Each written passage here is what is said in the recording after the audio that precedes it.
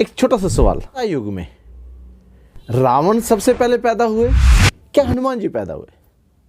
कि रावण ब्राह्मण, एक तरफ तो हम ब्राह्मण कहते हैं, और उनमें वो राक्षसी गुण कैसे आए और इतनी विद्वानता, वो इतने गुणी कैसे बने? ये भी मन में सवाल आ रहा होगा। अब मैं इन सवालों का आपको जवाब देने जा रहा हूं। सुमाली एक राक्षस हुए थे, उनकी बेटी थी केकसी, एक ऐसा प्रतापी पुत्र चाहती थी जिसकी बदौलत उन्होंने ऋषि विश्रवा से शादी की और उन्होंने उनके साथ गंधर्व विवाह किया। गंधर्व विवाह होने के बाद जैसे ही राक्षसी कन्या, क्योंकि वो केकसी जो थी राक्षसी कन्या थी, और राक्षसी कन्या ने ब्राह्मण से विवाह किया, वो भी गंधर्व विवाह किया। गंधर्व विवाह होने के बाद उनके एक संतान उत्पन्न हुई। और आपको ये बताएं, जब संतान उत्पन्न हुई ना, उस आश्रम के अंदर सब तरफ से भेड़िया रोने लगे, कुत्ते रोने लगे, और उस आश्रम के ऊपर रक्त, मसा, हड्डियां, ये सब अपशकुन होने लगे। भयानक राक्षस, एक ऐसा राक्षस जो कि पैदा होते ही बहुत बड़ा हुआ, हंसा, और पहले रोया फिर हंसा। तो उनके पिताजी ने उनका नाम रखा, रोने से रा और हंसने से वह, रावण, ऐसे उनका रावण नाम पड़ा। रावण जिद्दी थे, दृढ़ निश्चयी थे, उनका धैर्य, वो कठोर तपस्या करते थे, और अपनी कठोर तपस्या के दम पर उन्होंने पूरे ब्रह्मांड को हिला के रखा हुआ था। अब आप यहां से तो यहां तक तो हमने देख लिया रावण जी को। रावण के पैदा होने के वक्त से क्या था, हुए त्रेता युग में थे। रावण कौन से युग में हुए थे? त्रेता युग में हुए थे। अब बात करते हैं हनुमान जी की। हनुमान जी अंजनी और केसरी इनके पुत्र हैं। अंजनी और केसरी के पुत्र हनुमान जी ने वहां पे जन्म लिया। और जब हनुमान जी जन्म हुए, और हनुमान जी का जो जन्म है इसमें मोहिनी स्वरूप विष्णु जी का रूप, जिन्होंने जब मोहिनी का रूप धारण किया था, वो शिव जी और मोहिनी ने आपस में एक तेज पैदा हुआ था। वो ओजस, शिव जी का जो ओजस 11वें रुद्र अवतार के रूप में उन्होंने अंजनी के गर्भ से जन्म लिया। और इसको, उस तेज को, उस ओजस को लेके जाने वाले जो थे पालनहार, पालक, वो थे पवन देव। पवन देव ने अंजनी के गर्भ में वो तेज छोड़ा।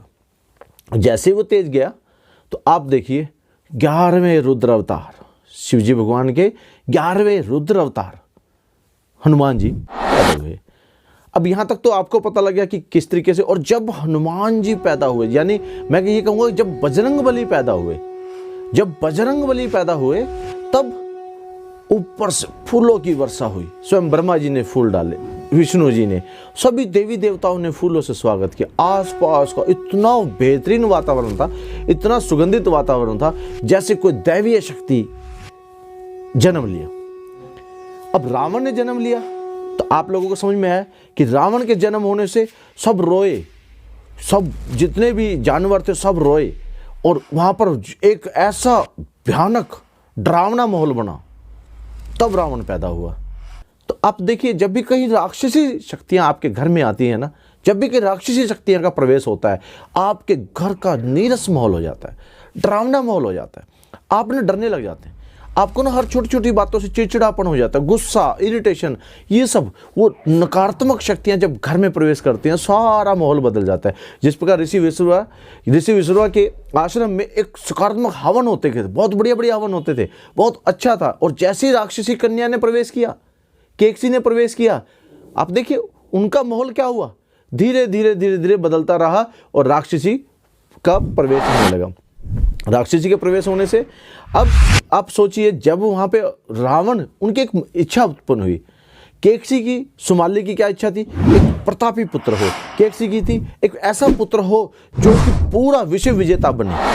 एक माँ जब अपने गर्भ में किसी को धारण करती है और इच्छा लेके धारण करती है, तो वो इच्छा की वजह से वो बहुत, मतलब उस बच्चे के अंदर वो संस्कार आने लग जाते हैं। तो रावण के अंदर ये संस्कार आ रहे थे। अब उसके जो पिताजी थे वो चाहते थे ये बहुत बड़ा विद्वान बने, बहुत बड़ा ज्योतिषचार्य बने, तो वो ये चाहते थे। तो उन दोनों की चाहत उन रावण के अंदर आई, इसलिए रावण ने राक्षसी जन्म लिया।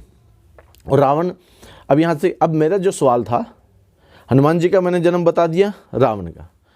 तो भक्तों, सबसे पहले सौजन्य से, जय हनुमान के सौजन्य से मैं आपको लोगों को बता रहा हूँ, सबसे पहले रावण पैदा हुआ। और जब हनुमान जी पैदा हुए थे तो रावण उस वक्त तपस्या कर रहे थे, कठोर तपस्या कर रहे थे, और हनुमान जी बाल स्वरूप में थे।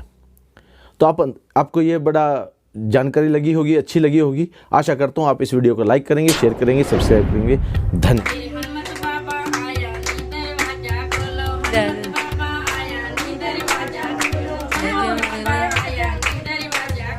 जय हो,